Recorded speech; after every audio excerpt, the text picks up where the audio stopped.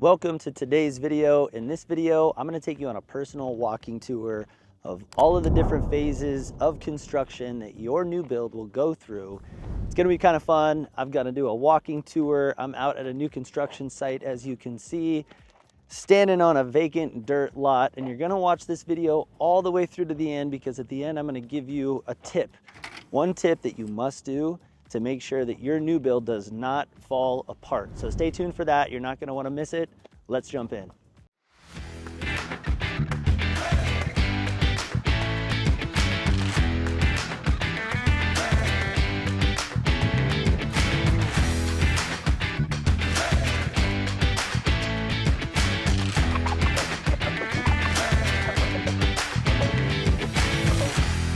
Hey, I'm Rich, and if this is your first time to the channel and you want to know everything there is to know about lifestyle, real estate, and new builds in Tucson and the surrounding areas, you've come to the right place.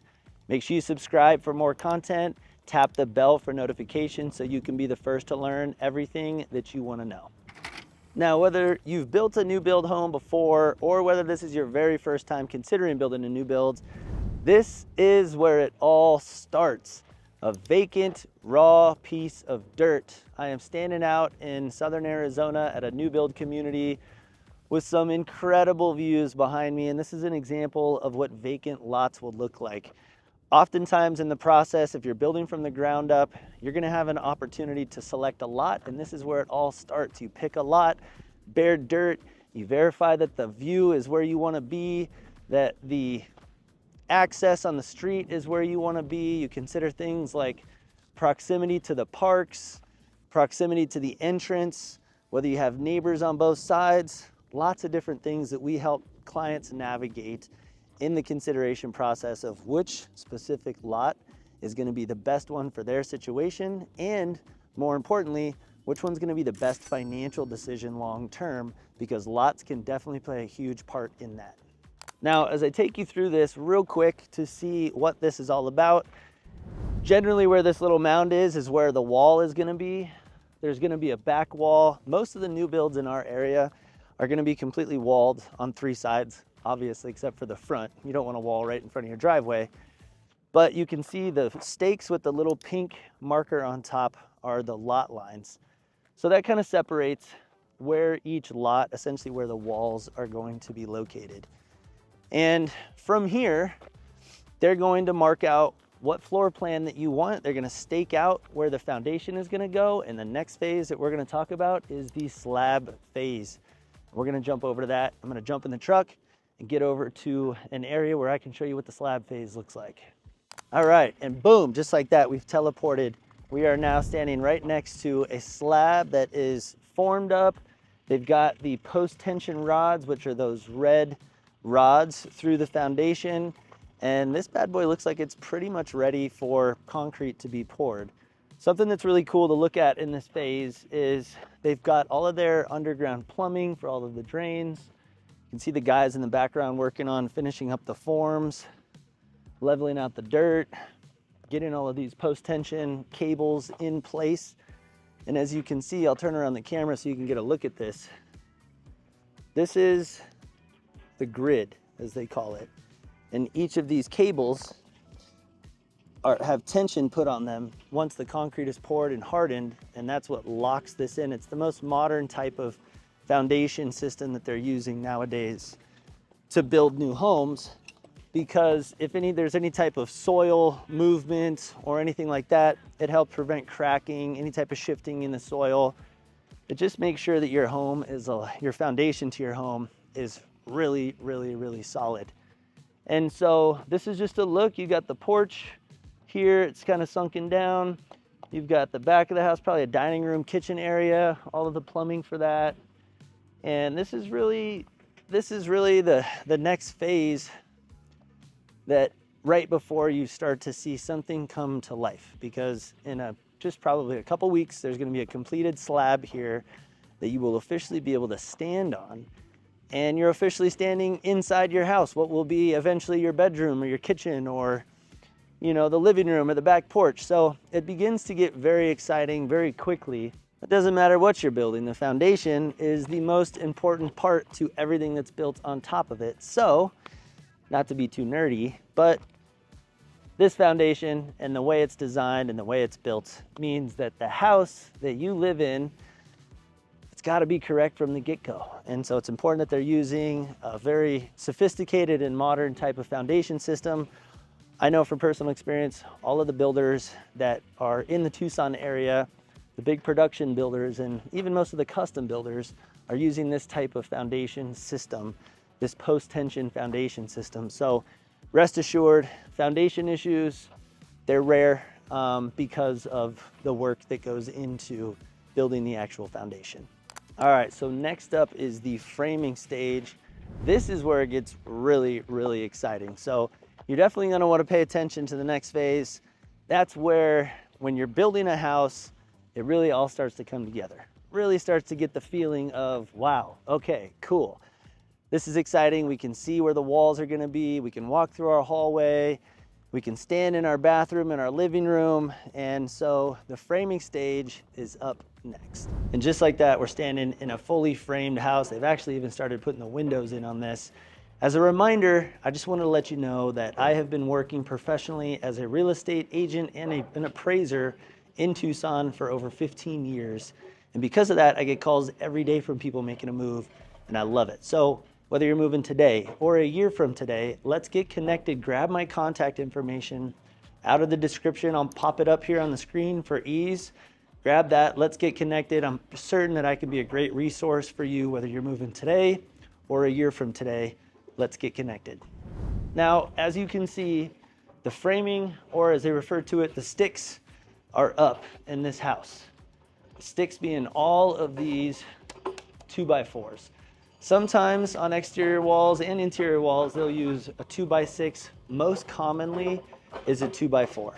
And sometimes I do get the question as a real estate appraiser, does that matter? Like, does it value more if a house is a 2x6 construction versus 2x4? And the real answer is not really. It may matter for a small demographic of specific buyers, but it's very small. And if you're talking high-end luxury homes, okay, there might be a little bit more of an argument there. But for most of the homes, the average price point between $400,000 and $450,000, $500,000 in Tucson, 2x4 versus 2x6, not really gonna make a big difference for the average buyer.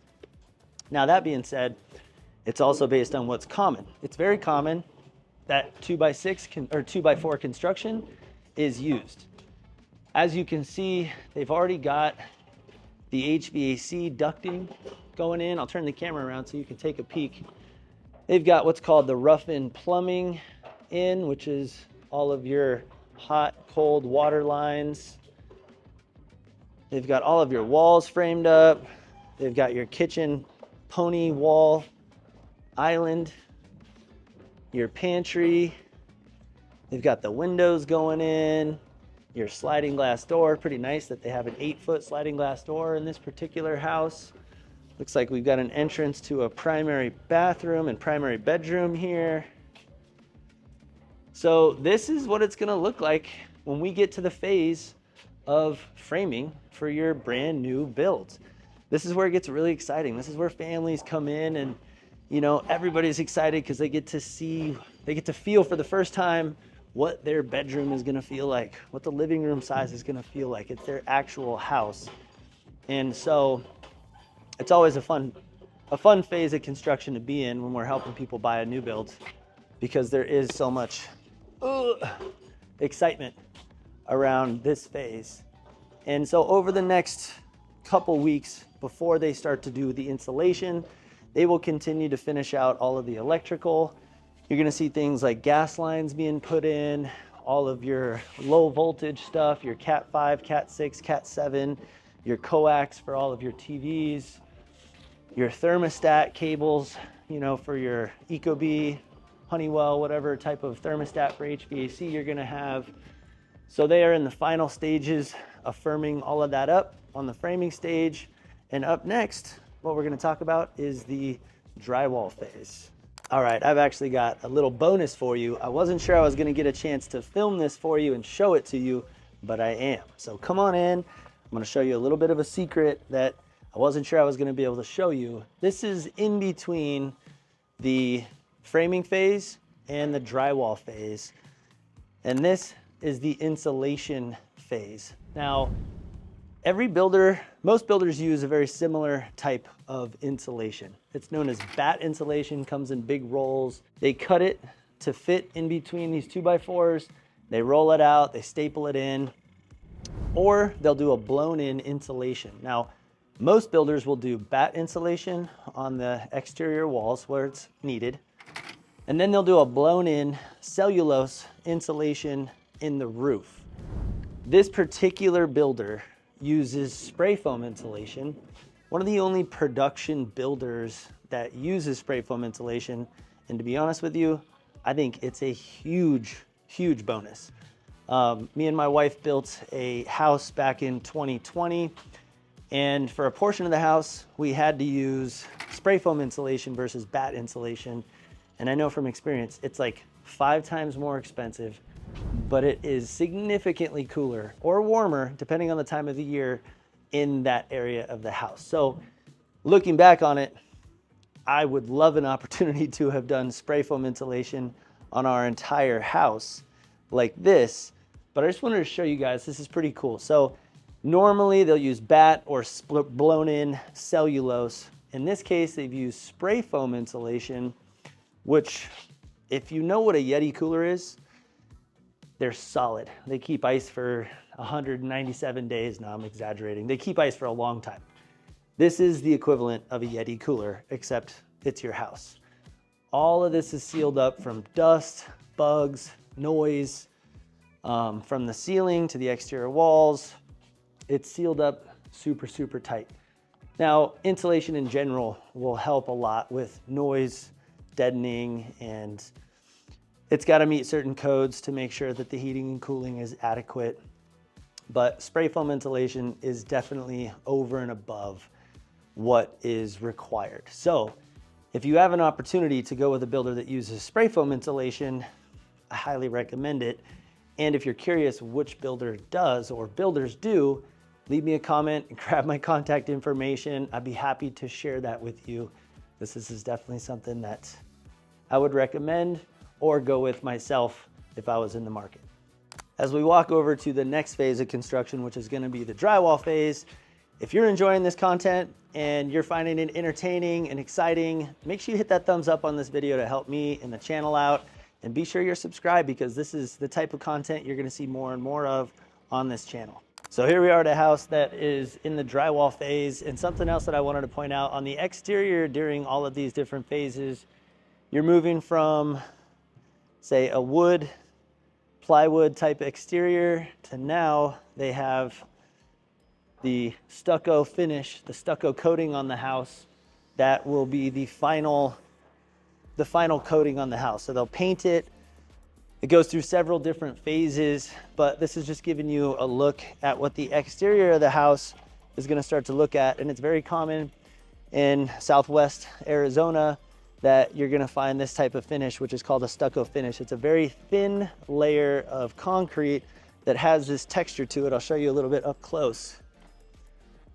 They paint this, and this is much different than siding that you're going to see on the East Coast. It's really kind of more common that you're going to see this in desert climates, places that you don't get a whole lot of moisture. And so if you like this finish and you don't live in a desert, you live somewhere where it tends to get a lot more water, it might be very difficult to get this type of a finish on the exterior of your home if you don't live in the desert or you live in an area that has a lot more moisture. So this is the garage finished. As you can see, the guys that finished the garage like to have a little bit of fun. See, it's a happy house. They're making sure everybody has a happy home on the inside there. Finished garage we're walking through. As you can see, all of the walls have been closed up. Drywall is up, all the drywall mud. All of the joints have been taped, textured. They've got door frames in. They've got closets. As you can see, they have closet Closet's built out with the shelving, everything for linen closet or coat closet. Here's a look at a bedroom. Again, closets are framed out. All the shelves are in place. Corners taped. And you can't really tell probably on the photo, but all this splotchiness is actually what they call texture. In the Southwest, we have a specific type of texture called skip trowel texture. And so this is where they take a drywall trowel and they manually make these marks across the wall to give it a little bit of a texture so the walls aren't entirely flat. But just as we walk through, these guys are just finishing up for the day on this one, it looks like. Have a good one, man. Thank you. Windows are all in. Right, so at this point, all the electrical is done behind the walls, all the gas lines are in, all the water lines are in, all the places for your coax, your Ethernet cables, where your TVs go, everything behind the walls is done. And there's a critical step to ensuring that this is the correct way that it should be. And I'm going to mention that later in the video. As I hinted to in the very beginning, there's a very critical thing that I suggest you do when you're building a new build to ensure that your house doesn't fall apart, but also that's more of a joke. It's not going to fall apart. But more importantly, that all the electrical outlets are exactly where they need to be. There wasn't anything forgotten behind the wall, and you don't realize that there was something forgotten a year after living there. So there's a critical step that you're not going to want to miss. And here we are at the finish phase, one of the very last phases that you'll get to before you do your final walkthrough. And in the new construction world, they'll refer to it as a blue tape walkthrough, or sometimes even a new home orientation. A lot of these terms are interchangeable, but essentially, one of these last phases are with all of the finishes in. We're probably just a little bit premature on this one because I can't perfectly time it based on which of these construction sites are at which phase. But usually you would see things like the electrical completely finished. All they have to do is finish that up, put the cover plates on. Appliances would be in. This one's still quite dirty from the construction team, so most of that would be cleaned up. And we would be walking through with, as we do with our clients, and doing what's called a blue tape walkthrough. So we have a roll of blue tape. We mark with blue tape anywhere on the walls, anywhere on the floor, on the tile, on the ceiling, on the cabinets, countertops, any finish that we see on the interior of the home that isn't correct, we'll put a little mark of blue tape to indicate to the superintendent, the person who's in charge of managing this project, that it needs to be addressed. Whether there's a little chip in the cabinetry, there's a little chip on the countertop, there's some grout missing on the floor, there's an issue, maybe you can see a drywall seam, or there's a little bit of a, maybe there's a little bit of a rough spot on the wall that needs to be resanded and then repainted. We help go through that process with you as a client of ours, as an extra set of eyes and ears, people who have been party to a couple hundred of these walkthroughs for people buying new builds. So we know what to look for, and oftentimes, one of our biggest values is just being there with you as you buy a new build. And let's face it, you're gonna be super, super excited. Your eyes are gonna miss some things. And so with us there, it allows you to stay excited. You're gonna see some things and mark some things, but myself, our team will be there to be an extra set of eyes and ears to ensure that we're grabbing everything and that nothing is missed. Stuff like this. You can see that's just a little bit of nail pop coming through the wall there. Needs to be probably drilled in a little bit further, retextured, and then reset. So this is essentially the final phase. And again, it starts to get really exciting because now you're actually seeing your home. You're seeing your home and about the way that it's gonna be for the very first time. Another example of what we look for blue tape, right? A lot of this stuff can be missed. This is a perfect example. We'd put a little piece of blue tape that would indicate to the builder that before closing, we would need that to be taken care of. So it's little stuff like that. It is very common, by the way, very common that you go through a walkthrough within, I would say, a week. It can even be within a couple days of closing. And there's blue tape in every room. So don't worry, we've been here enough times that we know that that sometimes is very common. And what we've discovered is that when the builder is at this final phase of construction, it's all hands on deck. So it's not like they are going to delay because we're so close to closing and giving you keys to your brand new house. They're diverting as many hands as needed to finish this house and get all of that work done on time to close. Last thing that I wanted to mention at this phase is that typically your exterior is going to be about done as well. So you can see stucco is done, it's sealed, it's painted, roof tiles are on, garage doors on. You've got front landscaping that's gonna be done. Most of these builders are gonna leave the back completely unlandscaped. So it'll just be bare dirt. It will be graded, so all of your drainage will be taken care of. But the final thing that's probably missing that would normally be here is front landscaping. All of this would be level. These big dirt piles would be gone.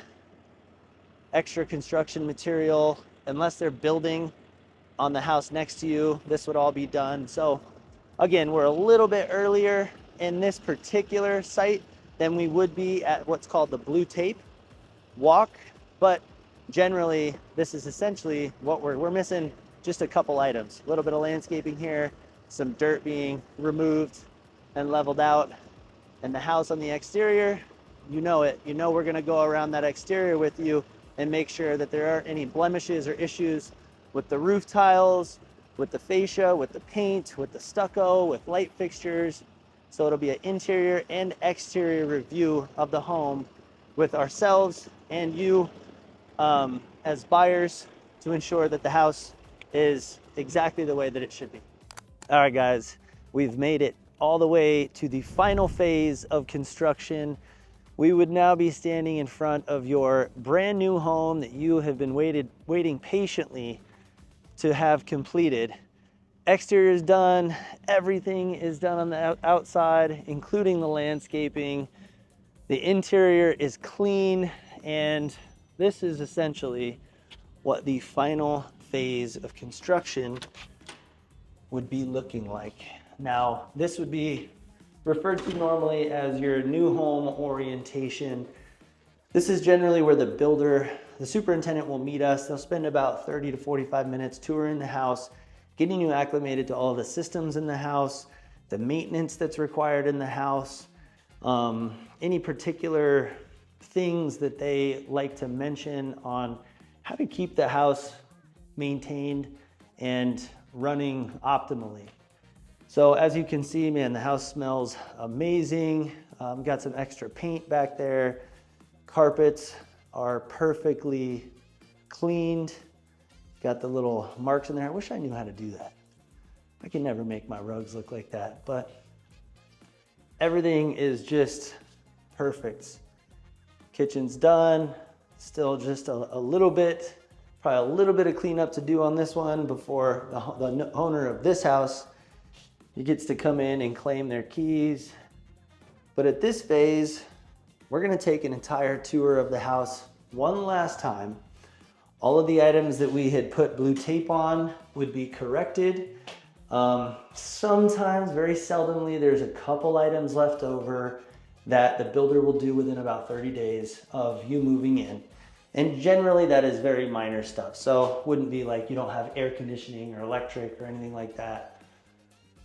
All the finishes are in, all the blemishes are taken care of.